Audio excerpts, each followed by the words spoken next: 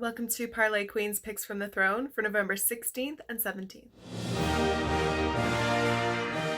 Michigan State have not had any consistencies in their passing game, and a 3-interception performance last week certainly did not help their chances.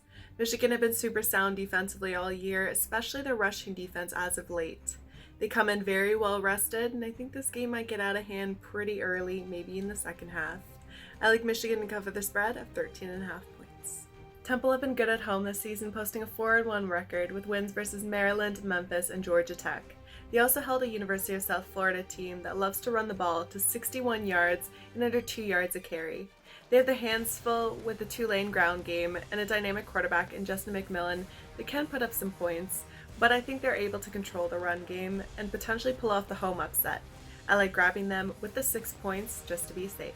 Buffalo have one of the best defenses in the NFL, ranking 3rd in points allowed and have forced 15 turnovers this season. Miami defense are one of the worst in the NFL, giving up an average of 29.8 points per game. With the postseason looming near, this is not a game the Bills can afford to slip up on. I expect them to take care of business and cover the spread of 6.5 points. The Rams' offensive line is in shambles, and Khalil Mack is going to feast on the defensive end, wreaking havoc on an already struggling Rams offense. I think defense is going to be the emphasis on here, but with both offenses struggling to do much of anything, I think both teams are going to be held out of the end zone. I really like taking the game total under 41. The Bucs almost pulled off the upset versus the Saints earlier on in the season when Drew Brees wasn't playing.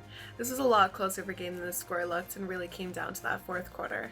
I think with postseason looming near for the Saints, this is a must-win, especially after dropping their game last week versus the one win at the time Falcons.